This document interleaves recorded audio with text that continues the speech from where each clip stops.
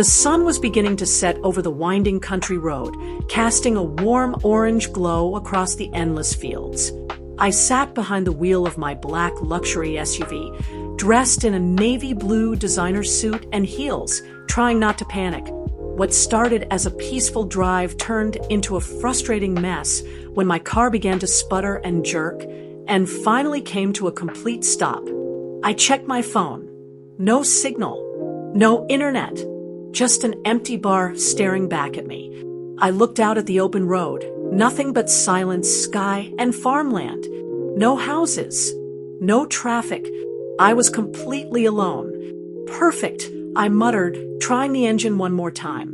Nothing. Just when I started to wonder if I'd be spending the night in the car, I noticed someone walking toward me down the road.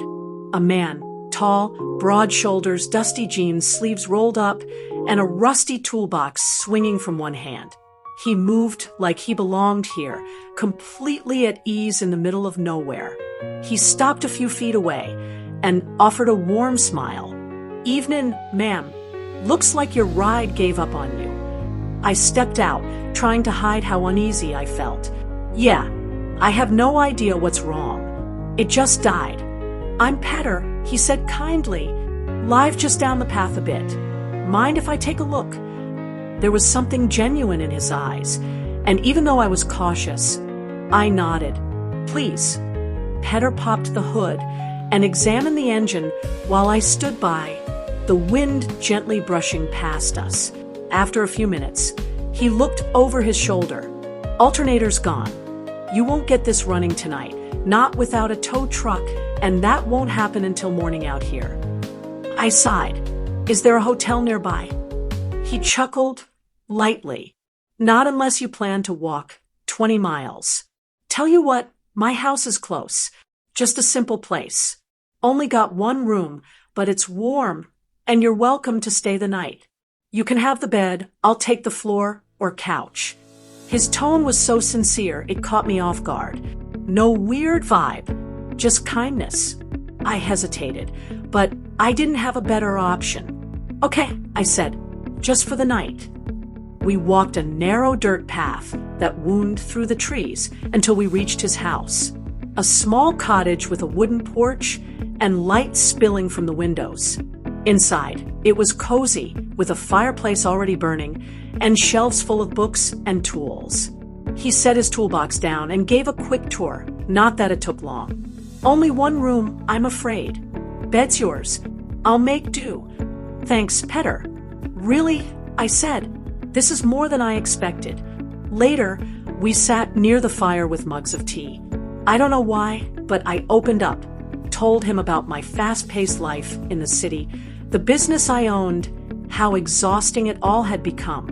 He listened quietly, nodding. "Sounds like you've been running for a long time." "I guess I have," I said, staring into the fire. "I live slow out here. Build, fix things, tend the land. Not much money in it, but there's peace." And in that moment, I envied him. For the calm, the simplicity, the grounding presence. The rain started not long after, soft at first, then steady. He added more wood to the fire while I stood near the window, arms wrapped around myself. "You okay?" he asked gently.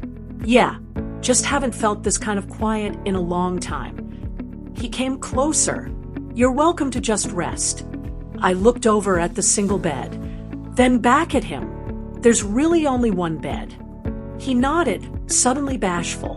"Yeah, I'd sleep on the floor, but it's not the best. If you're okay with it, we can share. I promise I'll stay on my side." The fire crackled behind us. I gave a soft smile. "I trust you. Just don't steal the covers." That made him laugh. "Deal." Later, we both lay on the bed, back to back at first. But the rain, the fire, the closeness, it was hard to ignore.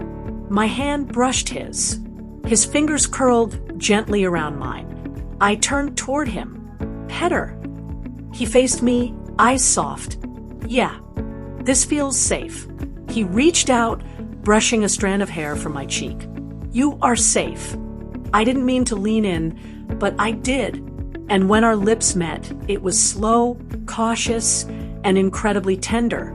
No pressure, just feeling, warmth, connection. We spent the night talking quietly under the glow of firelight, sharing stories, gentle touches, and kisses that meant more than I ever expected. Wrapped in one of his old quilts, I fell asleep in his arms with the sound of the rain above us. The next morning, I woke up to sunlight and the smell of coffee. Petter was already up, barefoot in the kitchen, humming softly as he poured coffee into two mismatched mugs. "Morning," he said with a sleepy smile. "Morning," I replied. I haven't slept like that in years. We ate a simple breakfast, eggs, toast, and coffee, and I realized I wasn't in any rush to leave. But eventually, he helped me tow the car to a local mechanic. Before I got into the car, I turned to him. "Petter, last night wasn't just about the storm, was it?" He stepped closer. "No, it meant something to me, too." I smiled. "I'd like to come back sometime, if that's okay."